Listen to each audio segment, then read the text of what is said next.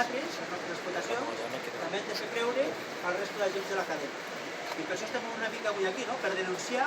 que no s'està complint amb aquesta llei de la cadena alimentària. I que facin el favor de posar-se a puesto, si no, la següent manifestació potser ha de ser davant d'una administració per exigir a l'administració que vinguin les pistoles en el bolígrafo, perquè avui som més mal amb el bolígrafo que amb una pistola, és així.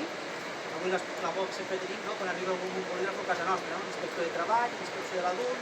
el que sigui, estem sempre acollonits del bolígrafo. Doncs una mica el mateix, no? Si avui no es posen les piles, si no es comencen a posar les piles a indústria i tothom que li toca posar les piles a aquesta cadena de comercialització, doncs haurem d'anar, potser la propera vegada, a queixar-nos davant d'una administració, que és el papà